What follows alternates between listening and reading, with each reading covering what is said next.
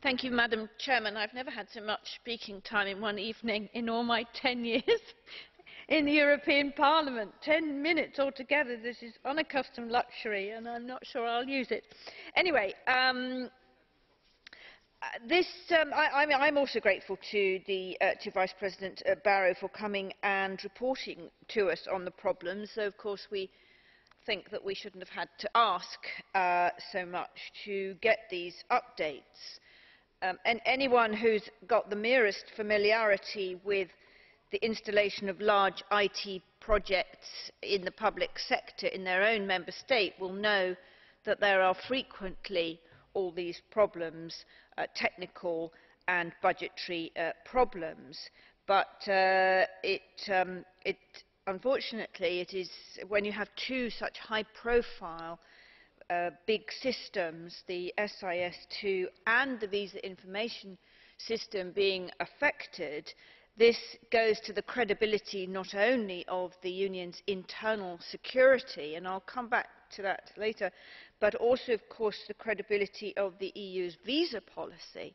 And as the rapporteur on the Visa Information System, when we were, of course, under pressure to get the legislation done in time because we wanted to press ahead with having the VIS up and running as it should have been by now.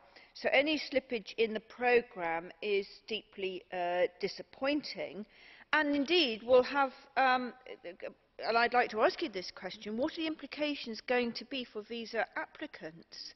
Are we going to end up with a lot of confused people because the VIS is destined to deal with 20 million visa applications a year, and delays presumably have knock-on effects, and all the outsourcing arrangements which are being established.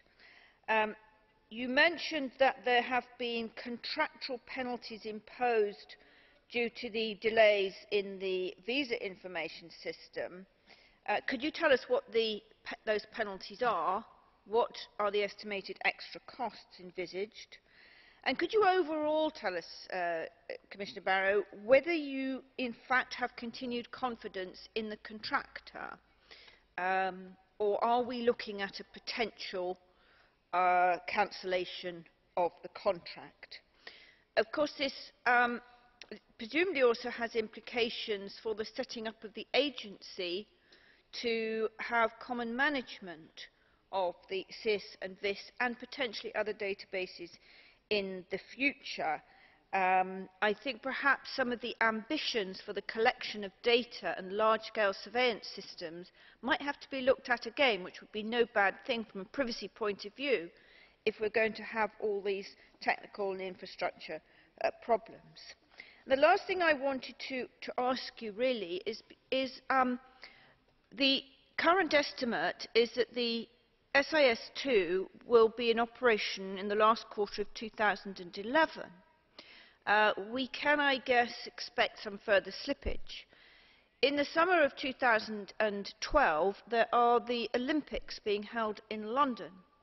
The UK government did not take the opportunity to go into SIS I for reasons best known to itself. It's actually had quite a few years when it could have gone into SIS I, but it said, oh no, we'll wait till SIS II.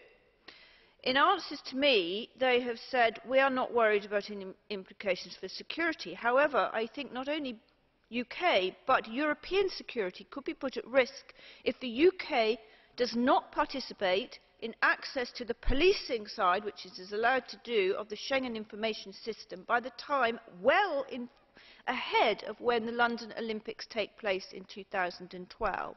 So could you tell us, Commissioner Barrow, what you think could be the implications for security around the Olympics, which, especially being held in London, and not least my constituency, I'm concerned greatly about, and I think we would all be greatly worried about the security of the Olympics.